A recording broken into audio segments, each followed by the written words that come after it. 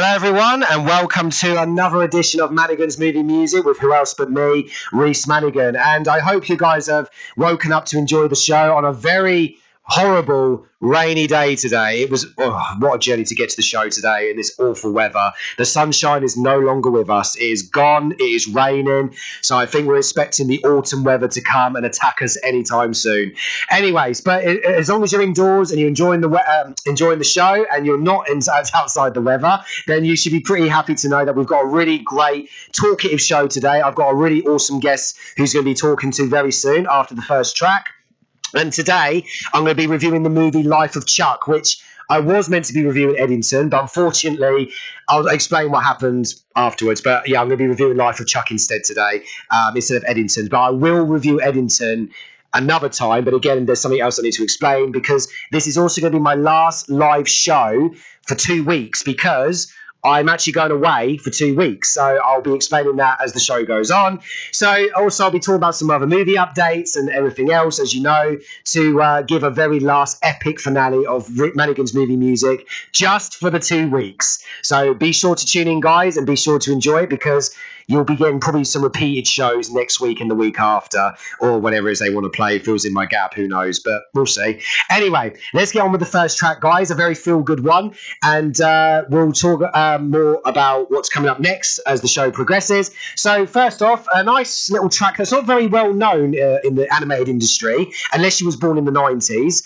This is Bartok the Magnificent. Very underrated and not very well known, Bartok the Magnificent Suite. That's actually a really, really catchy tune there. If no one's ever heard of it, it's the spin-off from the Anastasia film from 1997. I mean, you must have heard of Anastasia. If you haven't, then go on Disney Plus and watch it. Classic. Anyway, you're listening to Manigan's Movie Music, live on Love the Beat Radio with me, Reese Manigan. And I hope you guys have tuned in and you're listening, and I hope you guys enjoy your Friday, despite the awful rain this morning. It was absolutely dreadful getting here today. But I'm here, I'm alive, and I've survived, so that's the main thing. And the show must go on. Okay, guys, we are now going to start introducing my guest today. She's come all the way from Bristol to be here today, which I'm very honoured about, and she's advertised my show everywhere, so I hope her family or friends have tuned in to listen to her today.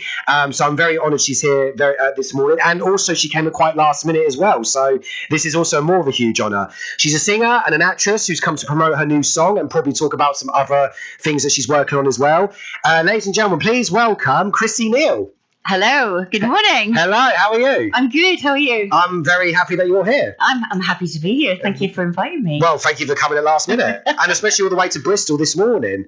Honestly, it's a privilege. Thank you. No, well, thank you so much. That's very kind of you to say. And I hope your family and friends are tuning in this morning, because I know you've advertised my show everywhere. So thank you very much for that, because I'm not being horrible. I don't know who's listening, but most of my guests normally don't really advertise my show very much when they come on. So thank you very much for actually advertising it. Life lesson there, guys. Advertise the show if you're coming on. Yeah, you know what I mean? Support. Exactly. Absolutely. That's what the show's all about, supporting, and that's what we all need more. Yeah. Anyway, but let's not talk all about that, because we get enough for that as it is. Let's talk about you. And so you told me you're a singer and an actress. Yeah. Just give us a little bit of backstory about what it is you do. Let's hear about it. Yeah, well, hi. I'm an actress, I'm a singer, I'm a songwriter as well. This year I've been concentrating a lot more on my music, so I've released 2 tracks. Nice. One in February, which was called Shadow on Fire, and my latest single, The Glamour, which was released a couple of weeks back. Nice. So, is that the one with the picture I saw on Instagram, the poster one? Yeah, that's the one. And I've released my music video as well. So if you want to go on YouTube. I actually watched it. Did you? Yeah, I did watch it. Did you like it? I loved it. Oh, I'm so glad. No, I did. I watched it when I knew you was coming on the show. I was like, I might need to watch this just in case. And I did. I watched it. It was very mesmerising. Oh, thank you. No, of course. No, it was really, really good. Anyway, sorry, I cut you off then. So what else was it? Yeah. Yeah, no, absolutely. So that's my first music video. So obviously I'm an actor, so I obviously do lots of filming, but not for something that's not with something that's my own, basically. No. So that was amazing to be able to put my own my words together and my music and put it into a video so everyone can see. So yeah, it was great. It was really good. I had lots of fun, and I filmed it in London as well. Oh, there you go. Studios in London. So yeah, because you live in Bristol, right? I do, yeah. Yeah, and you've come all the way here to be on this show, which is just absolute dedication. I love that. I mean, it's so funny because when I have guests who come from London, they're like, "Oh, I've got to go on 2 tubes." I'm like, "Yeah, but you're not travelling all the way from Manchester." You know what I mean? I mean, I've had friends who've come from Milton Keynes who haven't even complained. And it's so funny because you get people who live in London and they don't want to travel. Yeah, there's people from Bristol and Milton Keynes. Yeah, I'll do it. Yeah. So it's hilarious, isn't it? How people don't even want to travel. Like, you know what I mean? Yeah. You know, but whatever. Anyway, but it really means a lot. You've come here this morning. So you told me that you were promoting a new song, and you're working on some songs at the moment. So do you want to give us a little bit about that and like when it came out, what's going on with that, or when did that develop? Okay. So I've basically been a performer all my life. So for me, it was just getting back into writing songs again. Because I teach singing as well. So, you know, I was just like, why am I not doing this myself? You know, I perform, I do everything, but I want to put my own thoughts and feelings and emotions, everything into music. And I thought, I'm going to get into this again. So that's what I did. And I just started writing, and lots of things were coming out. It just started flowing. And then I found a producer. I was really lucky to find a guy called Jack Gourlay in Kent. He's amazing. And and creating these songs together, which has been great. But the inspiration, I suppose, for like the glamour really was in terms of the thought of what you see as in what is glamour, rather than it being like the magic of it, rather than somebody just being glamorous. It's more the magic of what you see in everyday things and what you're waiting for and what you see in people. So that's basically what the glamour's about. But it's been a lot of fun to put out there and to see people's reactions, and I've had really good feedback. So yeah, that's really good. Really happy. When you say you're singer and actress, what came first, the acting or the singing? I'd say definitely singing. Yeah. Since I was a little girl, I always wanted to be a pop star. That was the ambition. Most little girls wanted to be, don't they? Yeah, you know what I mean? well, yeah. Getting the hairbrush, singing, that's you know, that's the old one. classic, you know. I'm going to be on X Factor one day.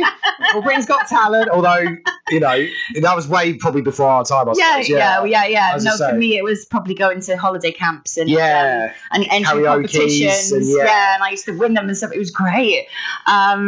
Just dancing around as Madonna, to be honest. I just wanted to be Madonna. Oh, okay. I think we all. To be fair, it's weird you should say that, because when I was watching your music video, it did bring off Madonna vibes. Oh. So it definitely had that feel to it. Yeah.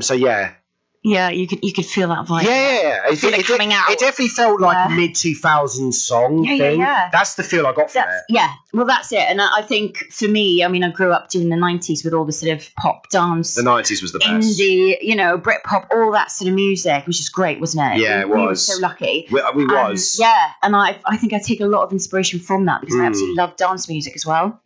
So that's my first song, Shadow and Fire, was the inspiration with that, was to have it as a dance song. And then the glamour is more of a pop song. So for me, it's like I'm sort of playing with different genres at the minute, just because I can, of course. As an independent artist. I think that's the benefit, isn't it? Exactly. Awesome. And so when did the acting sort of progress for you after that? Well, I sort of, again, started going to different classes, and even on holiday, just entering competitions, or just even shows. I would just get involved with the holiday camp staff, and they would get me to perform on stage with them. So I ended up then playing Snow White and like things like this. And I'm sure you did a lot better than the remake that came out this year. I mean, I've never watched it, but I bet you did a lot better than that. Just getting into acting that way. And then eventually I went on to college, so I did performing arts at college, and then eventually went to drama school. Nice. And did my master's at drama school, which was great, you know, just to learn my craft and everything. But I've always had a massive passion for singing. As I say, I teach a class as well. And it just brings me so much joy. And obviously we were talking earlier about, you know, what brings you joy. Yeah. And I think that is the main thing, is to always go after your joy and what makes your heart sing, literally. Absolutely. I mean, that's why I do this radio show. Exactly. You know, and that's why I do the filmmaking and stuff like that. So yeah. Okay. So you definitely got on the right track there. But what in terms of the singing and the acting, is there one that stands out that's been like, oh, that's the highlight so far? Oh gosh. Well, you could pick one of each, like one for the singing, one for the acting. Okay.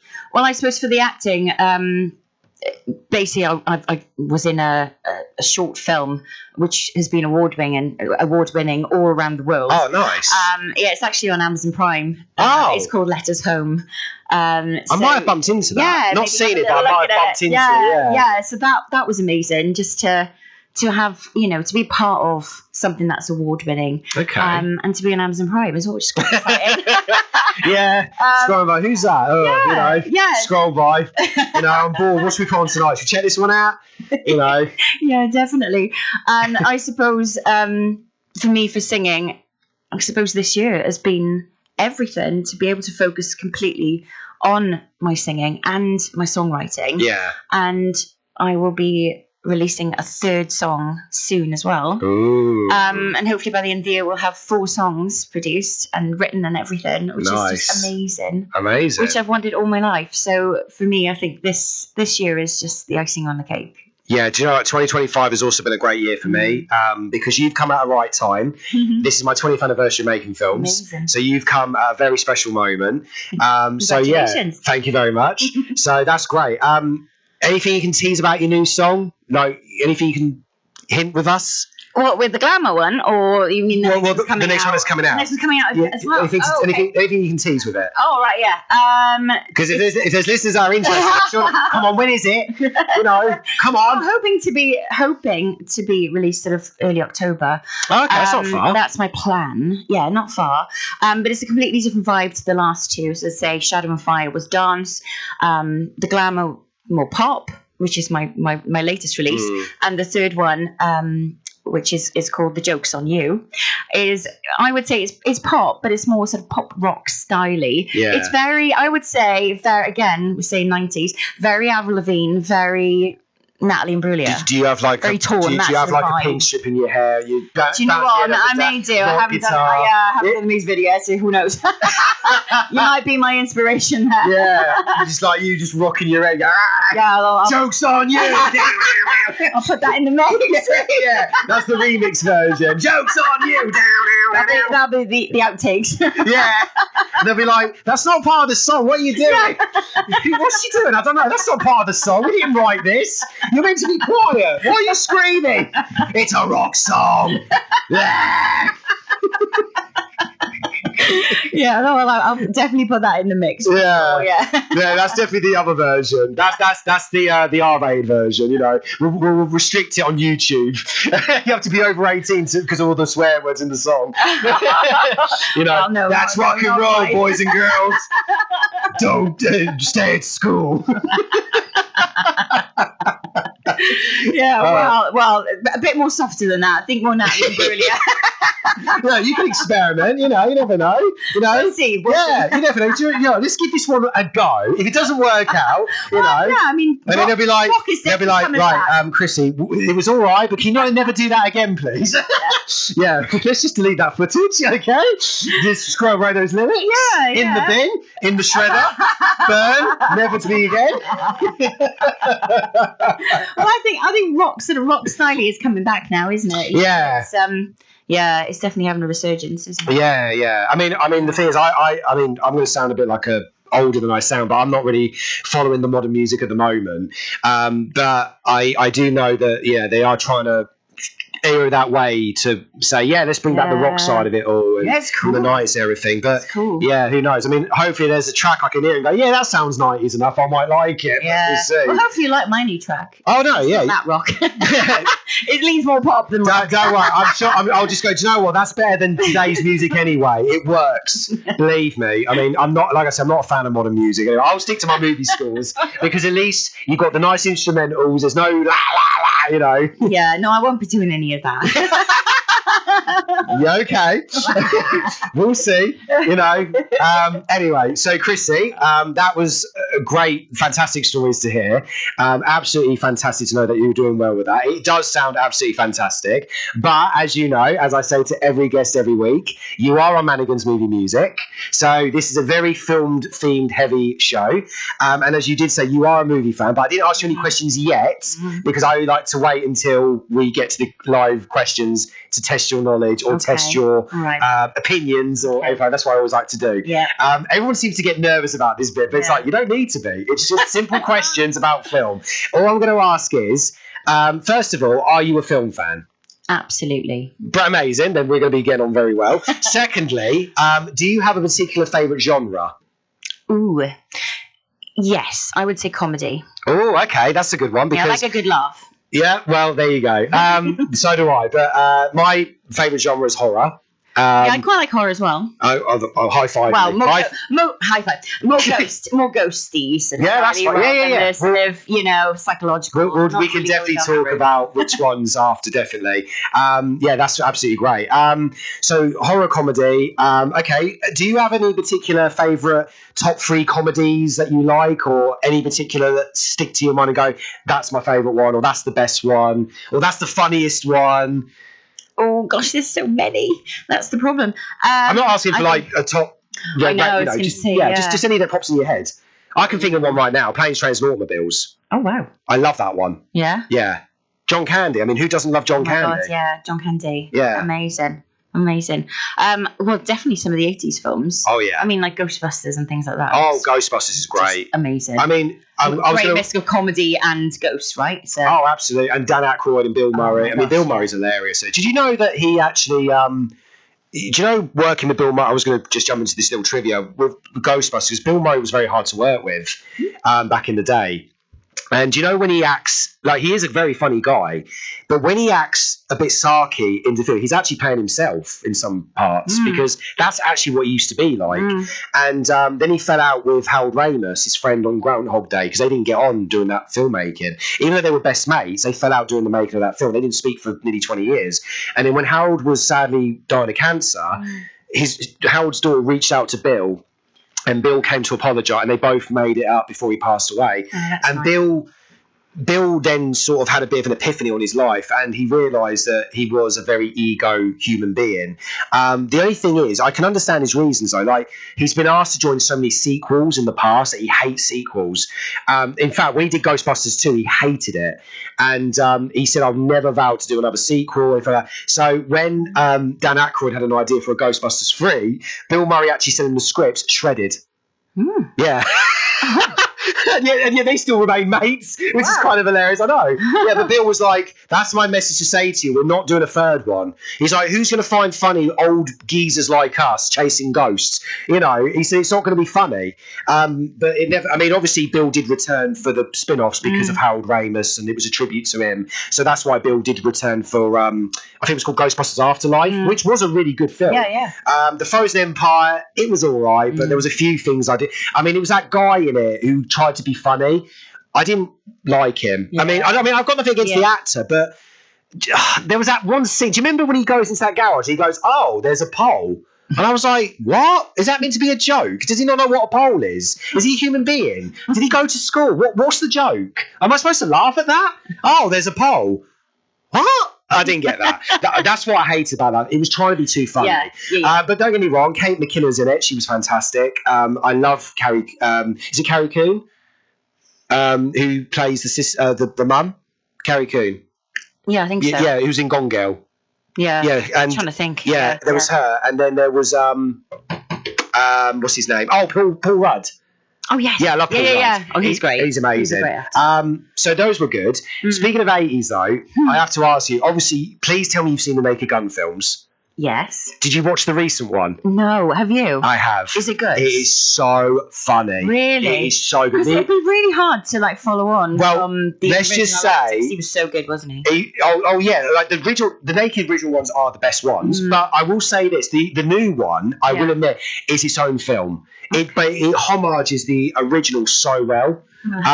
Because it is a sequel. It's a legacy sequel. Because Liam Neeson... Doesn't he play the son? He plays his son. That's hilarious. In the trailer. Yeah, Frank Frank Jr. Yeah. And is he like Dad? there's a couple of bits where it's like that. But do you know what? It's so cleverly done because do you know what I loved about it? They didn't hold back on the jokes. They literally went full on, and it was brilliant. And it was the first time in ages I've gone into a cinema and everyone was belly laughing. I was belly laughing. My friends were belly laughing. Even behind, there was a bloke behind me. There was one certain scene that I'm not going to spoil it, but there was one certain scene, and he was right, and he was like.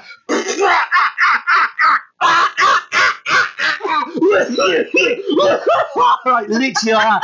Honestly, it was hilarious. And I looked at him and I went, I love that. It sounds like he was choking on his popcorn. Oh no, he was choking on his laugh because honestly there were so many moments in it. Really? Wow. I don't imagine Liam Neeson being like that. Do you know what? He nailed it. Because he plays like action heroes. Oh, he does. Like that, yeah, but that's what I mean. Don't don't overstimulate his casting. Right. He is funny. The thing is, he was funny before he did Naked Gun. He was in the Lego Movie, and he played the switch face cop, which he was really good. He did the voice of that. He did the happy voice and the angry voice because it's Liam Neeson.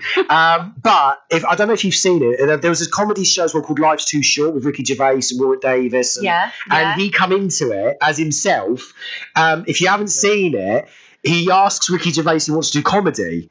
And I'm not going to say what the jokes are because you have to watch it because it's really rude. But there's one joke in it which is so funny, which I can say. So he goes into the office and he's like, I want to do some comedy.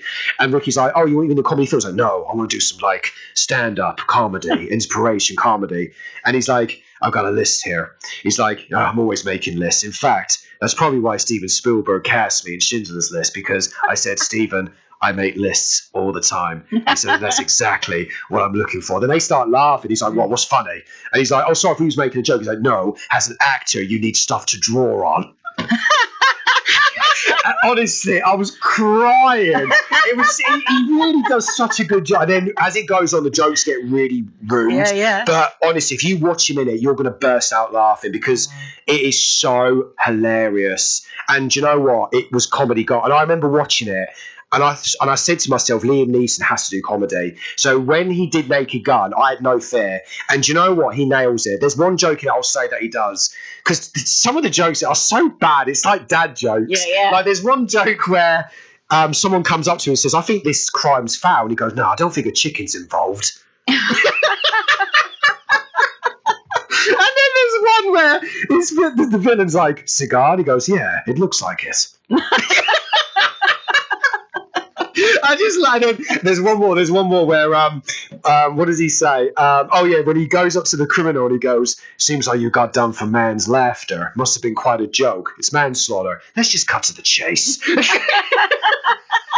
It's just brilliant. Yeah, well, I mean, there's loads of other jokes I could say, but honestly, you need to watch it. Yeah. I mean, it's just bonkers. But then again, the guy who produced it, Seth MacFarlane, he was in charge, and we all know what Seth's like. That's the guy from Family Guy, Ted, and do you know what? The man is keeping comedies alive, and that's what I love about him because he's the same as Ricky. Yeah. You know, if people get offended, they know they can turn off the telly, and if they want to watch it and get offended, and he said they've just got no life, and it's true. And this is what I say every time.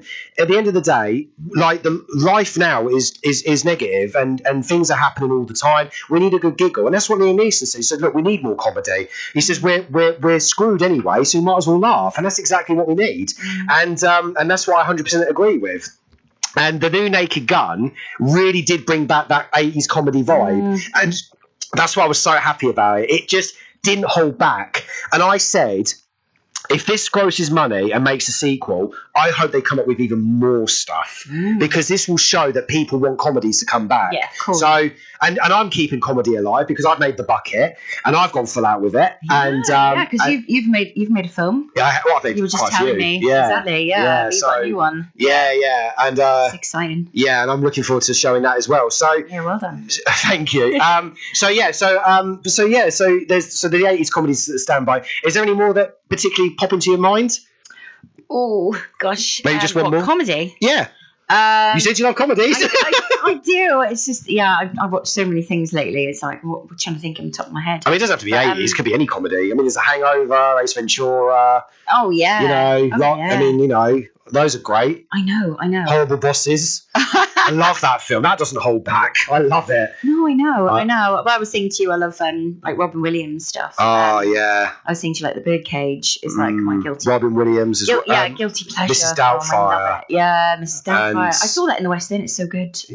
Have you seen it? No, I didn't get a chance to see the West End, but so good. I just love the movie. I'm just in love with the film. He's just such a good actor. He was, yeah. I know. It was his anniversary of his death not long ago, wasn't it? Yeah. It can't have been 11 years already. I know. Time's flying. I know.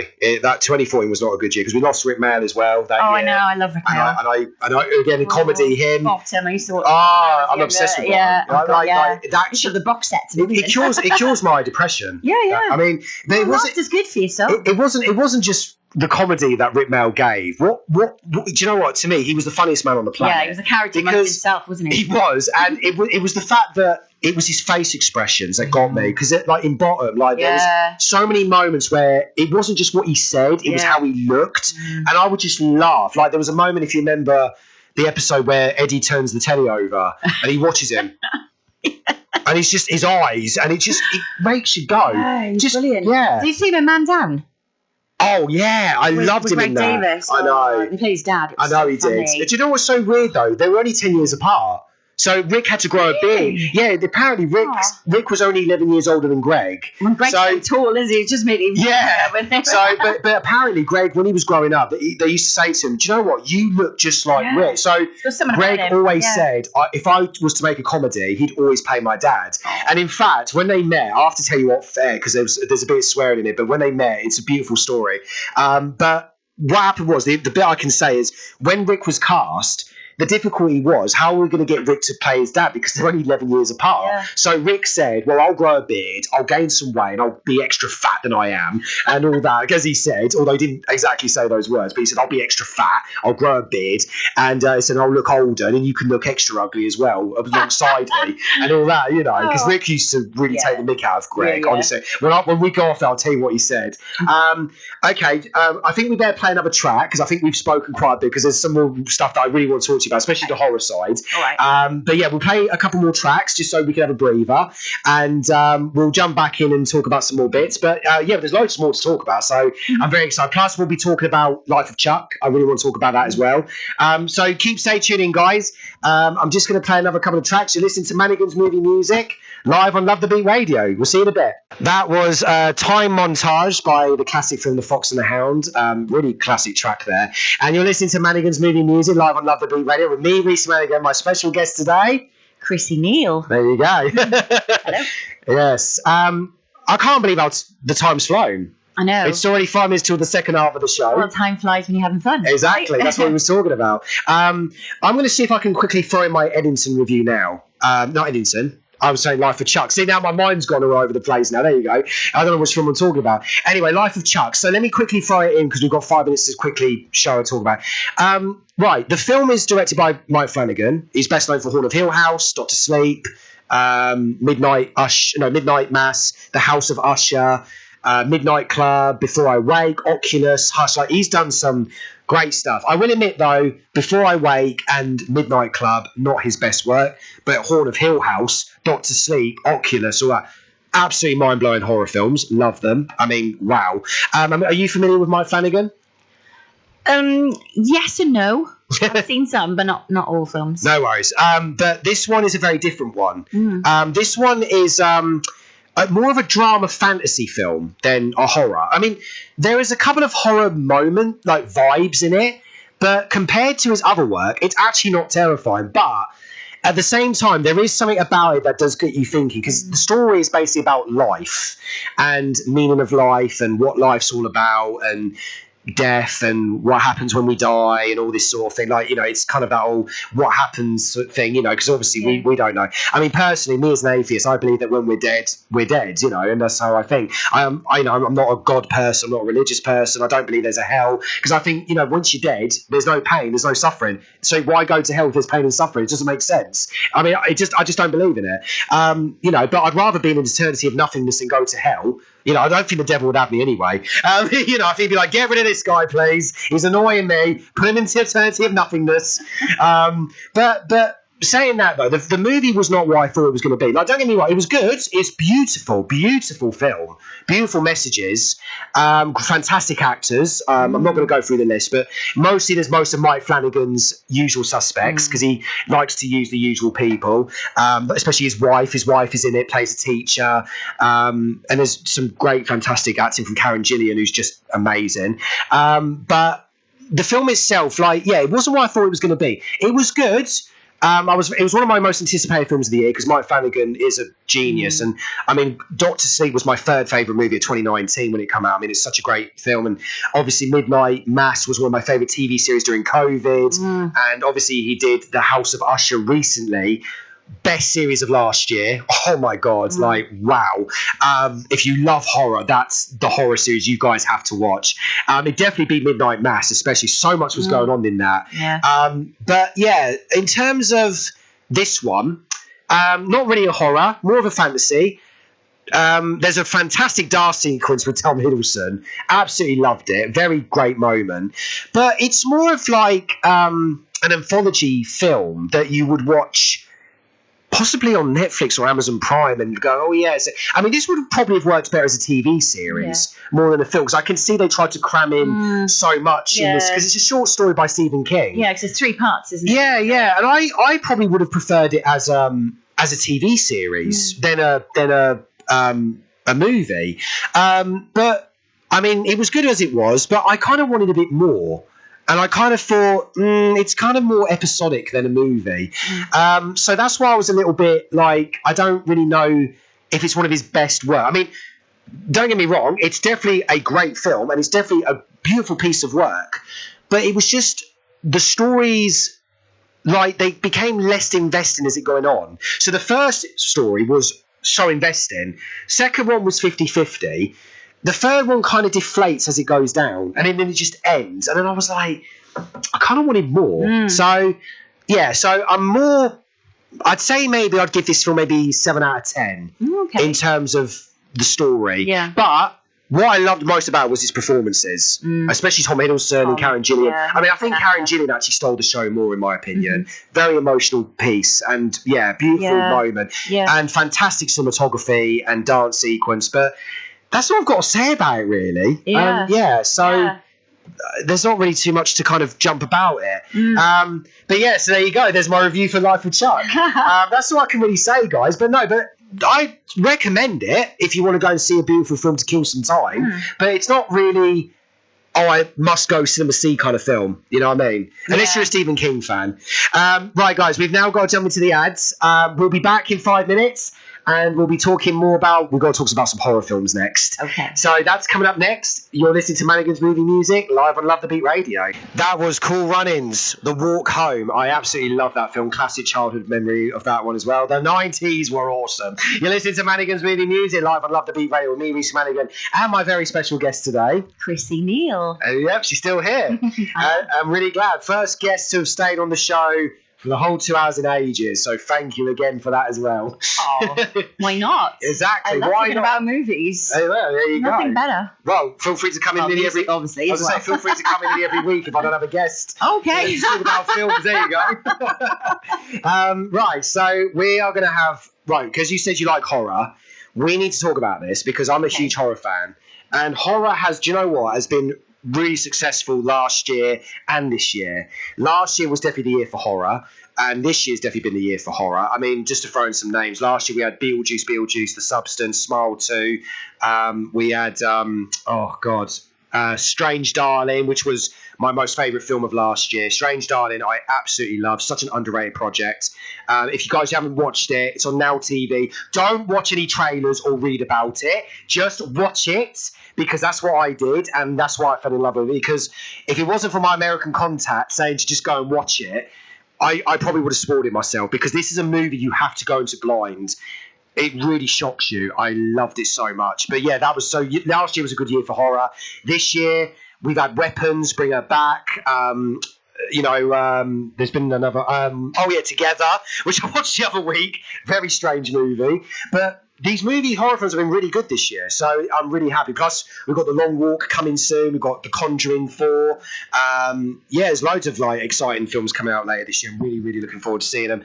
But you said, Chrissy, that you are a bit of a horror fan yourself. So, what kind of horrors is it that you're into?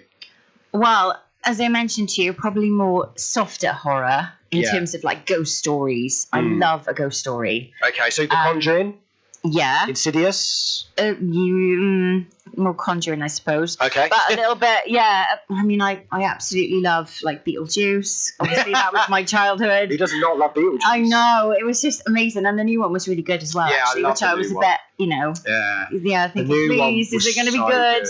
But it was. The ending to the second one, maybe, the church scene, when they mime that song. I'm so happy with that. Yeah. It puts such a smile on my face. Oh, it's just reliving your childhood again, It's just amazing, It was so beautiful. I love it. So, yeah, that was really good. And I love the classics like Sleepy Hollow. Another Tim Burton one. Edward Scissorhands. I love Tim Burton.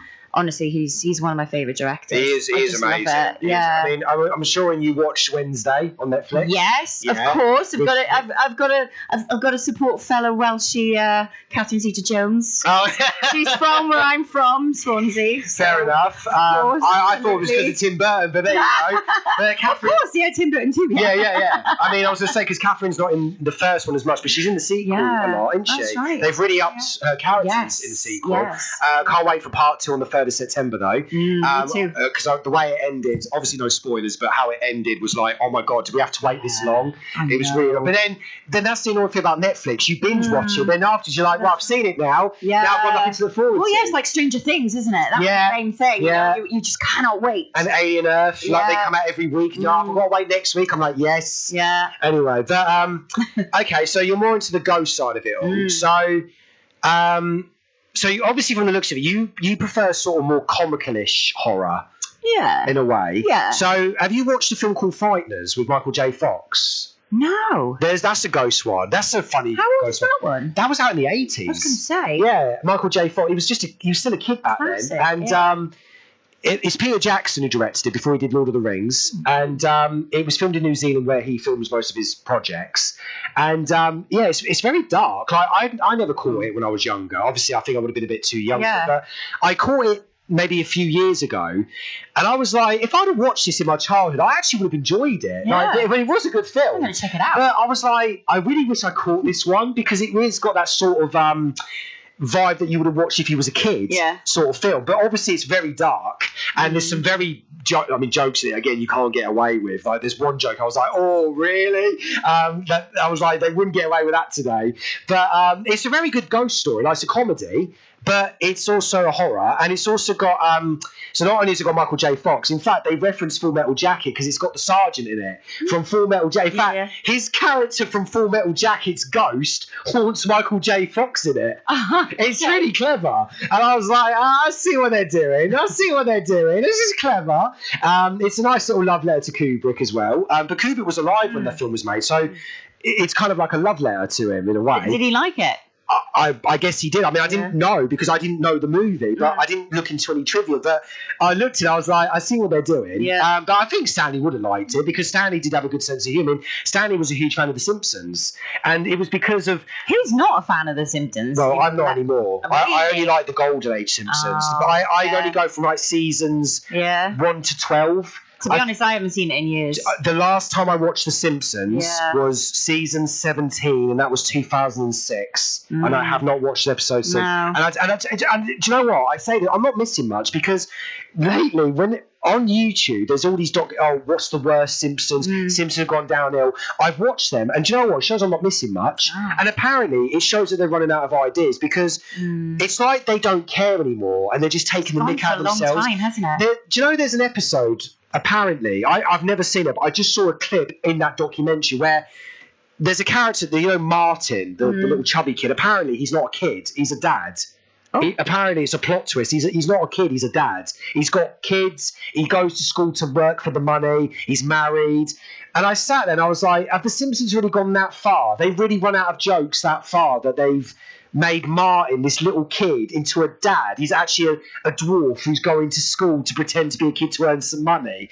I was like, and then there's the episode where they're running out of episodes so badly that they've done an episode where Smithers finally reveals that he's gay, that we already knew about, but they've taken that gag and now they've gone, right, do you know what, we live in this day and age now where the jokes aren't fun, let's just reveal that Smithers is gay. And it's like, but we already knew he was gay. Does it matter? Why have they got to make a full episode about it? Is it because they're running out of ideas that badly that they thought, oh look, let's just make him come out of the closet fully? But it doesn't matter. We knew he was gay. That was the joke. It didn't matter. But that's what I mean. So when I was reading this watching the documentary, I was like, wow, I'm not missing much then. Like, it just shows that they are running out of ideas really badly. There's a lot more sort of like very similar to Simpsons, isn't it? Like the Family Guy and American Dad, and you got Bob's Burgers and that. But funny enough, Family Guy, I still watch Family Guy though, because I love what they still do though. Like they still do this thing where, because with Family Guy, there is some hit and miss, decent episodes along the way. Like, yeah, most of them are not very good anymore. And there are times where I'm like, why do I watch it? And that was rubbish. But then all of a sudden, there will be an episode that will come on and it will surprise me. And I'll go, actually, that one was quite fun. And there are some jokes that do work still. And because Family Guy doesn't hold back and it's literally the only comedy that will still do what it's doing, that's why I watch it. Because I think at least Family Guy's got the guts to still take the mick out of the world and not be held back about it. So I say fair play to them, but that's why I still watch it, because at least it doesn't care. Do you know what I mean? But this is what I'm saying. But so jumping back to when we was talking about the horror side of everything. So you said comical horror, ghosts, all that, love letter sympathy. Yeah, Stanley Kubrick was a fan of The Simpsons because they referenced him a lot. Saying that, like, my favourite horror film is The Shining. So that's it's a classic. Yeah. Kubrick done himself justice for It's that. really good. Yeah. And the sequel itself, Doctor Sleep, was really good. Like Mike Flanagan, as we talked about earlier, he took over the reins. And I love that he kept it in that Kubrick universe, because Stephen King, as we know, wasn't a fan of the Kubrick film because him and Kubrick had disagreements. But it's because The Shining is a very personal book to Stephen King, because Jack is Stephen, because Stephen King used to be an alcoholic. And so he was worried that, so The Shining was his fear of if he was drunk, he would hurt his family. That's what was the personal thing about it. But Kubrick didn't see that. Kubrick took it as a film to change it to say, this is about a man who hates his wife and kid. It was about abuse.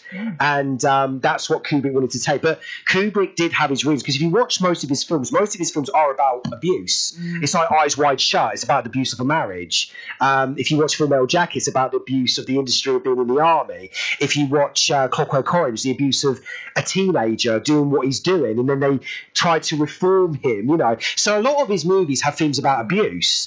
But done in a very dark comedy, maybe satirical. I can't say the word. Satire way. That's you know what I mean. Satirical. That's the word. Thank you. But yeah, satire. It's done in that way. But that's why I liked what Kubrick done, because Kubrick was trying to give out messages, hidden messages that you had to kind of figure out. In a way, The Shining is like a big puzzle that you have to try and put the pieces together. And no matter how many times you try and put the pieces together, you're never going to put it back in the puzzle because it's your own theories. But Stephen King did say, look, the Shining film is beautiful to look at. He's always described it as a beautiful car, but with no engine in it, because there's no heart to it. Which I will admit, it is very dark, but the thing is, abuse is dark. We can't say, oh yeah, we can reform it. It's not going to happen, because once that abuse is there, there's no going back. And that's what Kubrick was trying to say. But if you think about it, I mean, most people say Shelley Duvall's character was too weak. I don't think she was weak. In fact, she grows stronger as it goes on, because she's crying and she's scared, but you would be crying. A great character. You would be scared if someone with an axe is chasing. You wouldn't just go, "Oh, Jack, put the axe down, will ya?" You know what I mean? No, you would scream, but she does grow stronger. She hits him with a baseball bat. She locks him up in a kitchen. And as the film goes on, she saves Danny from him, and and even Danny is a very smart kid. Like the scene with the footsteps when he tracks back and he hides, and Jack then loses in the maze. Like, not even a smart adult would even think about that. But that is a reference to, if you watch The Shining again, Danny watches a lot of Roadrunner cartoons. So it's the Roadrunner outsmarting the Coyote, because he watches Roadrunner. But also, if you remember, in the very beginning, Jack goes, "Oh, Huff." And Puff. And what are coyotes close to? Wolves. So he was outsmarting the big bad wolf / coyote because Danny was the roadrunner. Cleverly filmed. Yeah. There's loads of great references that Kubrick was trying to put into it, and he'd done a really good job. And yeah, Stephen King didn't like the final product, fair enough. But Mike Flanagan, he said he loved the movie and he loves the book, but he wanted to put the two worlds together. He said it was like having divorced parents, putting them together, saying, look, everything's going to be fine, you know. But Stephen King was a little bit like, I don't really want the Overlook Hotel back in the film, because in the original book, the Overlook burns, and in the movie, the hotel freezes.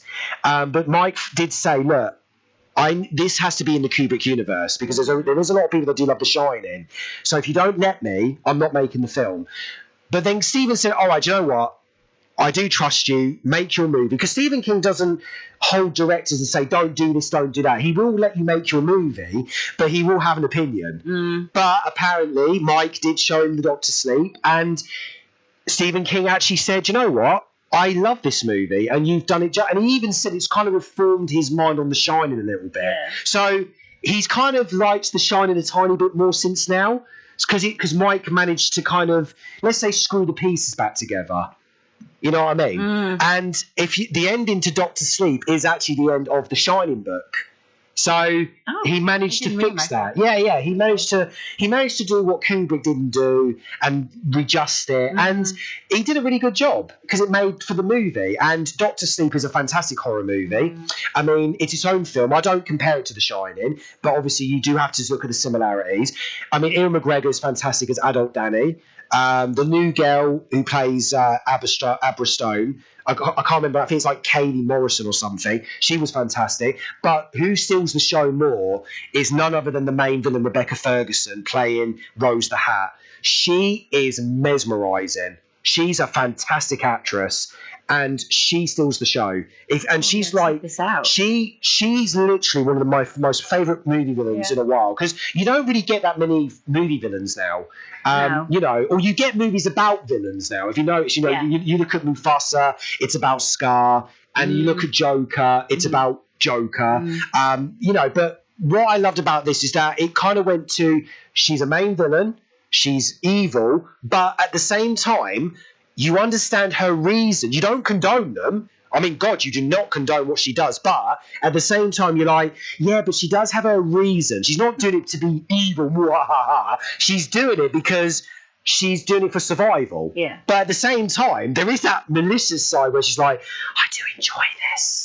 And so it's like, gosh, she's evil, but she's lovable evil. You do look and you're like, oh yeah, I do like her. Yeah. You know what I mean? Some characters like they just pull you in, don't they? She is literally my favourite character in the entire movie. In fact, my wife, when we was watching, do you know what she said to me? I was really sure I was rooting for her. I was like, was you? She was, she goes, I actually wanted to get her to kill and all that. I was like, I like her. I was like, she was invested. Yeah, I was like, invested. I was like, okay, I understand that. But I was like, but, you couldn't. She was like, yeah, but I was rooting for her. And I was like, okay.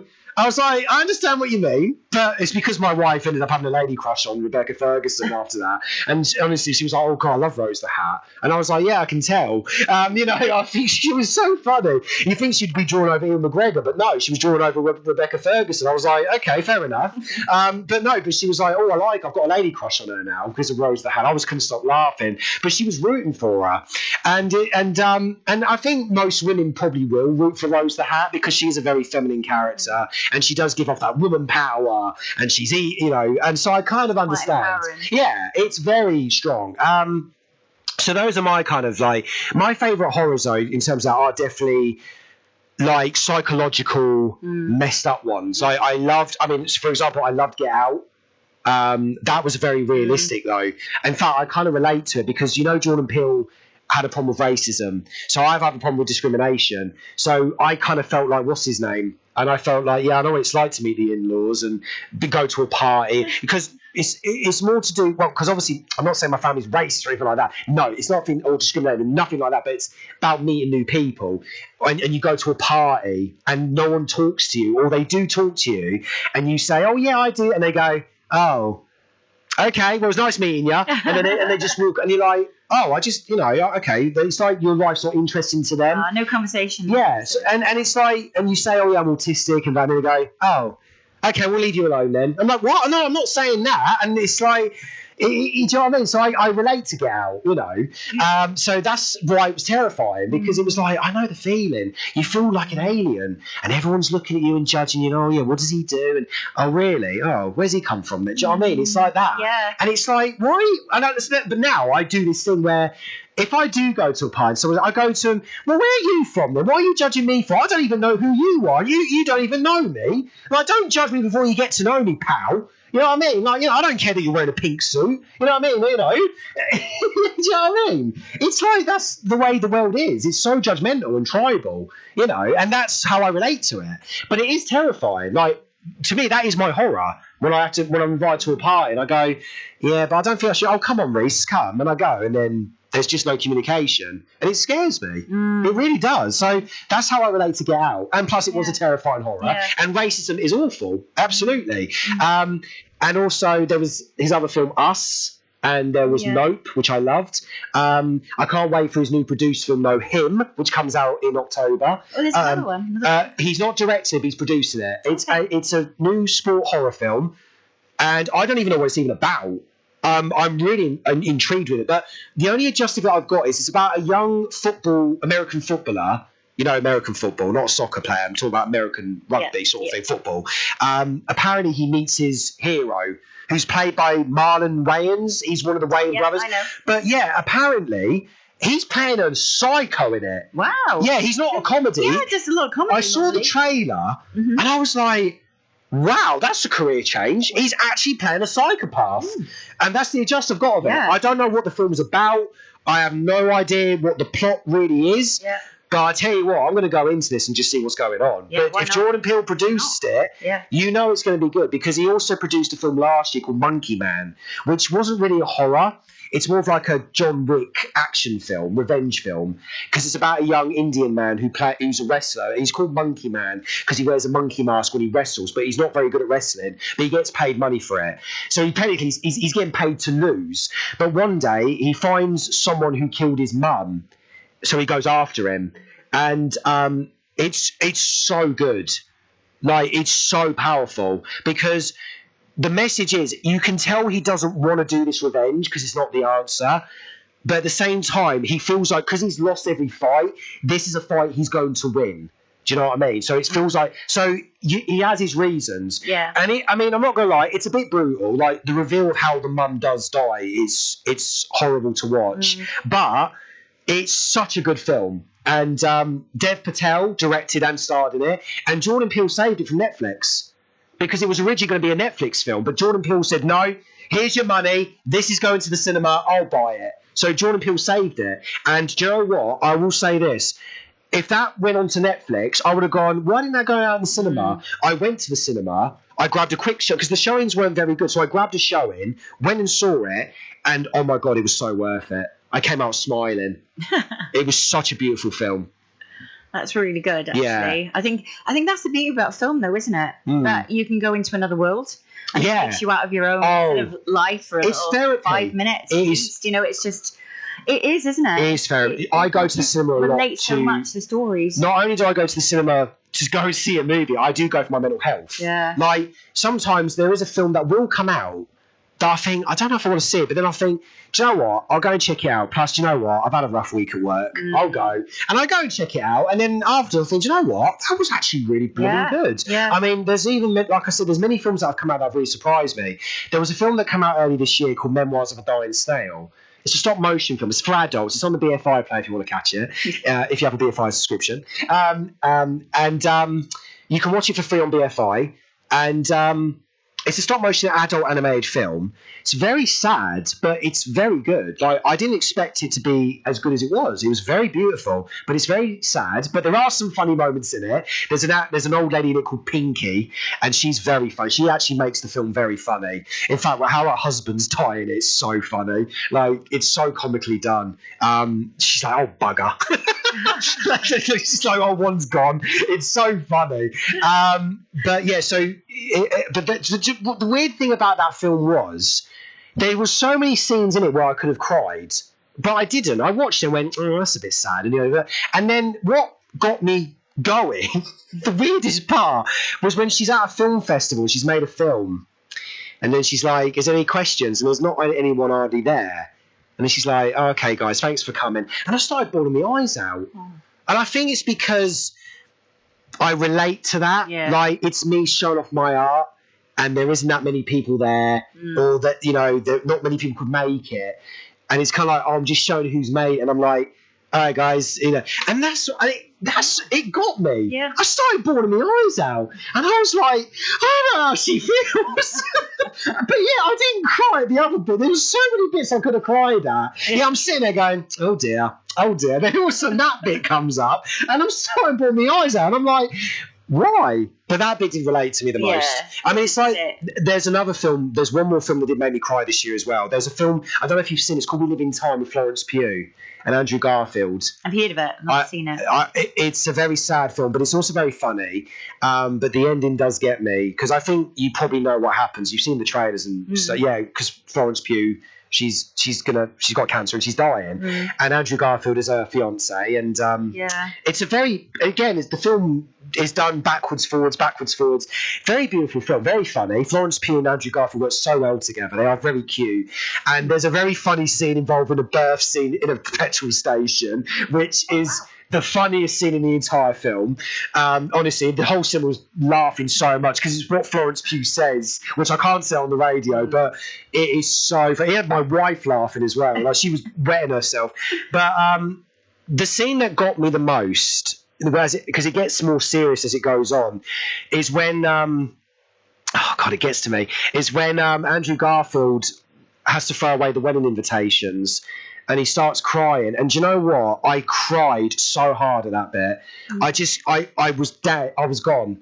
And my wife's just looking at me like, oh, for goodness sake. I'm like, he's thrown away his wedding invitations. How can I not cry at that? It absolutely broke my heart.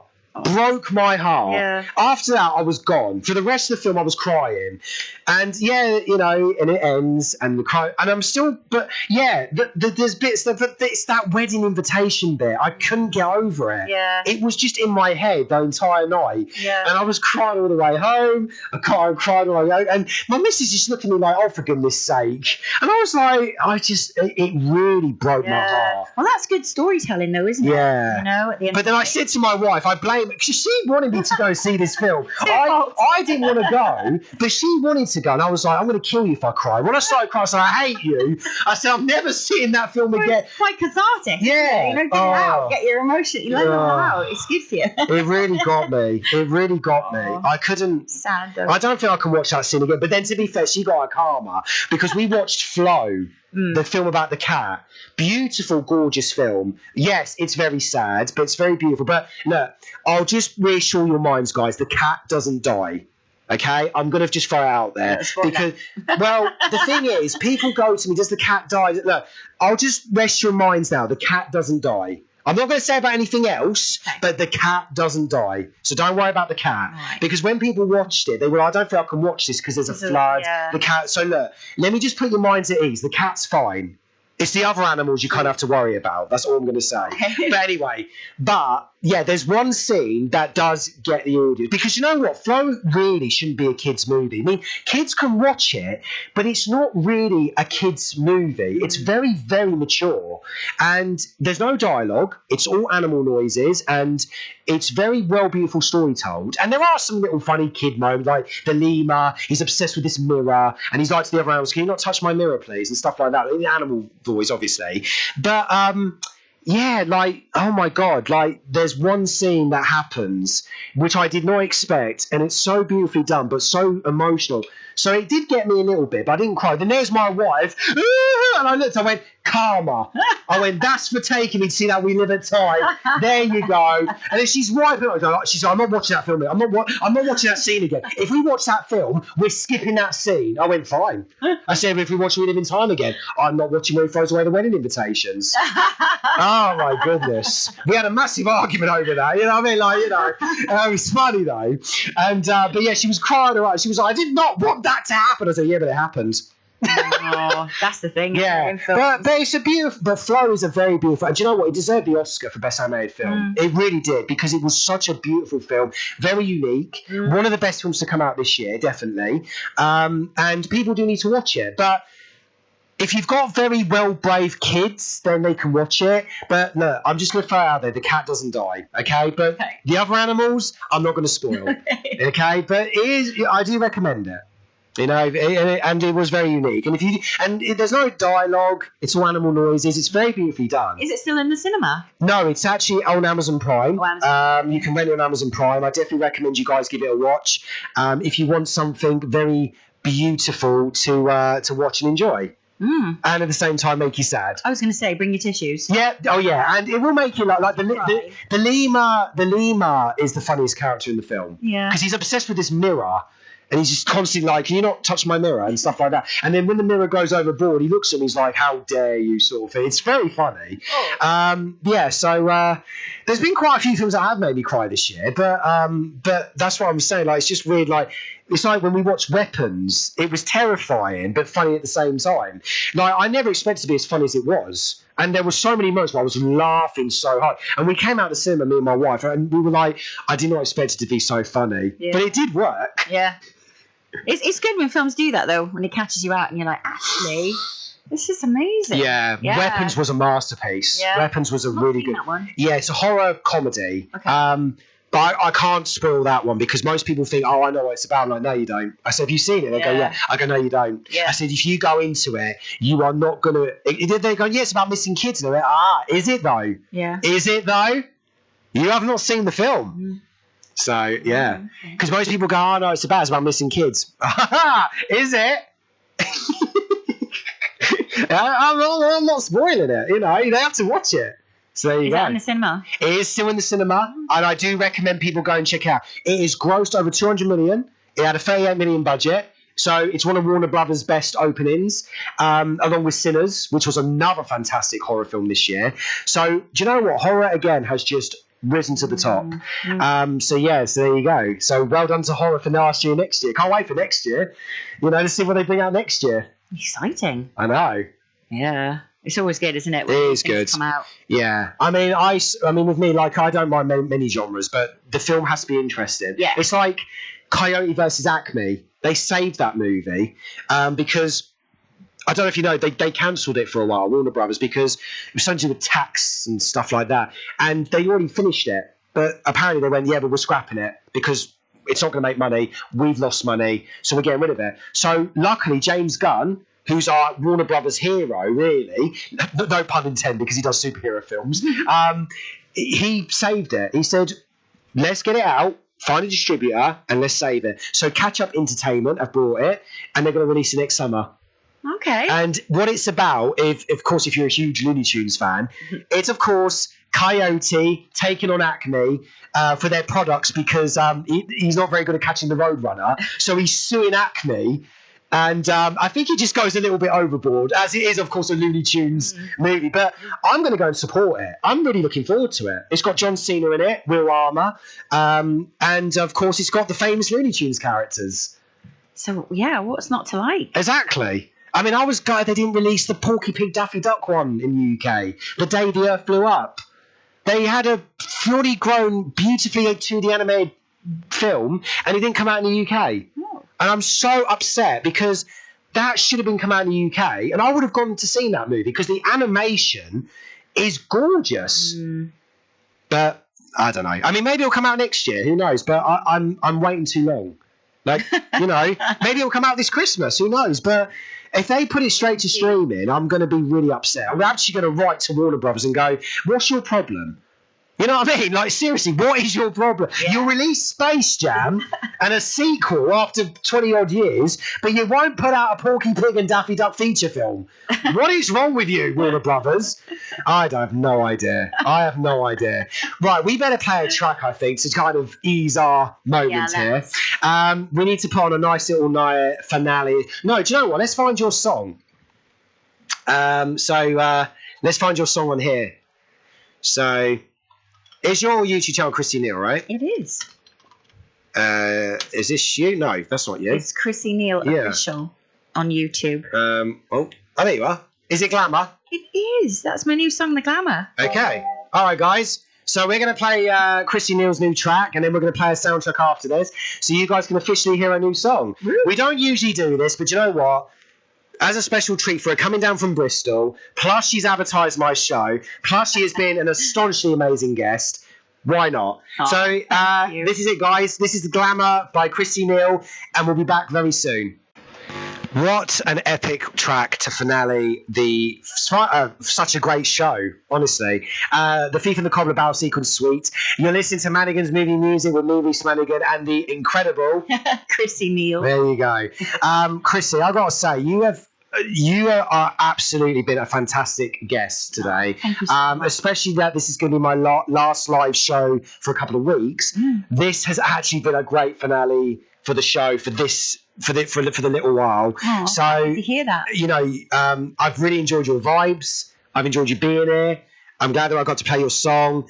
You've been amazing. So just thank you so much for today. Oh, thank you. Thank you so much for playing my song. No, absolutely. It means everything. Thank you. No, absolutely. Well, like I said, if we didn't stop talking, I wasn't able to squeeze it in. I was like, let's squeeze that in, get one more track, because I think we needed a breather. This podcast is definitely going to take over my YouTube channel. They'll be like, blimey, this one's a bit long. I have to split it in half. You know what I mean? But it's good. But this is what the show's all about. This is what it's all about, guys. As I say every week, the show is always about networking with artists, obviously the good ones, and basically, you know, people who are genuine and that want to stick together and talk about our creative arts and industries. You know, that's what it's all about. Because I think some people do mistake this show as, I'm going to be on a radio show, I'm going to promote myself and look all extra pretty. It's not about that. The show, as you understood from straight away, it's about supporting each other's art. Collaboration. You know, exactly. And the journeys that we go through to get through this industry. Like I said, you know, I was saying about what I'm doing at the moment, and you're telling me how you've done it as well. And, you know, it's not easy. No. It's not easy. I mean, everyone thinks we have it all, but we don't. We're not always, you know, we're exhausted. You know what I mean? It's, you know, even after this radio show, I think, thank God, you know, I've got my throat's done in. And, you know what I mean? You know, it's not always glim and glamour sometimes. You know what I mean? Sometimes I'm like, look, come on, you know, I've got to be somewhere. You know? Nah, but you know, I love doing this show, and I'm going to miss it next week because obviously I'm going away for a couple of weeks, and it's going to be really weird because I've never missed a show, and it's going to be weird that I'm going to be coming in and then I'll be like, oh my God, I'm not doing it for the first time in ages. But it's going to be fun because when I come back on the 19th, it's going to be technically my 1 year anniversary. You know, it's technically the 30th, but it's fine. I can celebrate a week later. I'm celebrating my 1 year anniversary for being on Love the Beat Radio. Amazing. And do you know what? The experience of being on this show, doing this and talking to most amazing guests. I say most because not everyone's been a crazy, you know, I'm just saying. Definitely. I'm just saying most. Look, I've got to be honest. I'm just an honest person. Not every guest has been amazing on my show, okay? I'm just putting it out there. I'm not naming any names, just saying. But most of them have come all the way to be on my show. They've dedicated their time.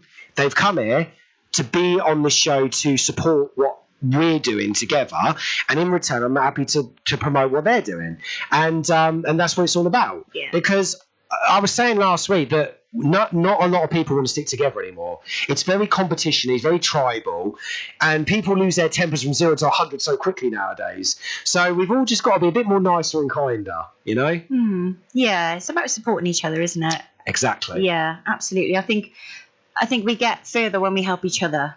We can rise together. Exactly. That's what it's all about. Yeah, especially in the creative industries, isn't it? Oh, absolutely. Supporting each other is just the best thing. Yeah, absolutely. And that's what it's all about. So so next week, I don't know what they're going to be playing next week. They might repeat this show next week. And then they're like, oh, he's not in next week as well, you know. Confuse the listeners. But it's going to be very odd that I'm not going to be back for 2 weeks. But like I said, the good news is I have got some more guests lined up. Plus, I was actually sorting out my Halloween special for this year because this year I'm actually going to be on Halloween. Last year I was just before Halloween, but this year I'm actually on the day. Oh, wow. And I'm actually going to dress up as something. I'm not going to spoil it, actually. I'm going to dress up as something. Right. Obviously Halloween vibes. I don't know what people were thinking then. What the hell was he thinking about dressing up for? But yeah. But think about all the Halloween themed Well, yeah, I'm going to play. There's some. I've actually sorted out my Halloween playlist already. Oh, I bet you have. Yeah, so I've got some songs and horrors that I will be playing for. Lots of spooky songs. Yeah. So I've got that already sorted out. And I've got a guest who's actually might dress up as well, because I warned her. I said, just so you know, I am going to dress up for the show. So if you want to dress up, so she went, do you know what? I'll think about it. So, so I'm like, okay, this is going to be an interesting show.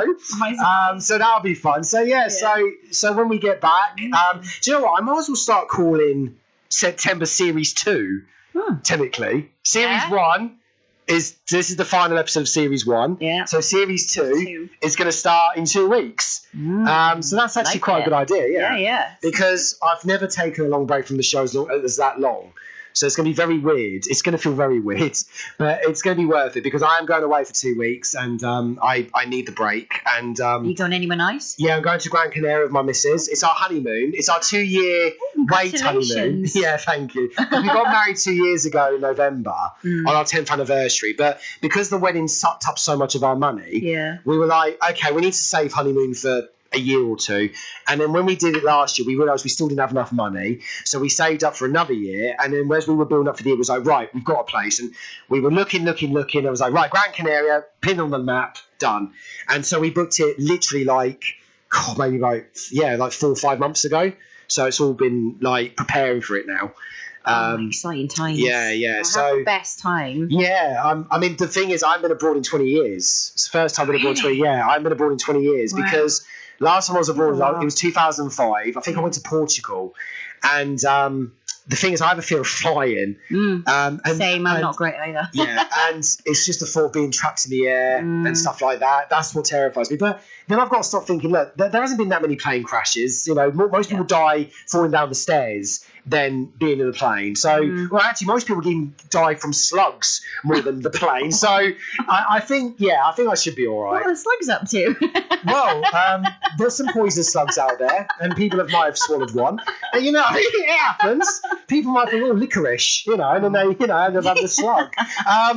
But anyway, on a side note, that was my fear of being on a plane and stuff. So, but to be fair, I've had a busy 20 years. You know, I mean, I was still in school and I was moving house, and obviously I left school, then went to college, and then I was in college and I went to uni, met my girlfriend, and then I married her, and then I moved in with her, and so it's been a busy 20 years. And I've been on British holiday since then. You know, so it's not like I haven't been away, I had my breaks, and I've had some time. You know, but.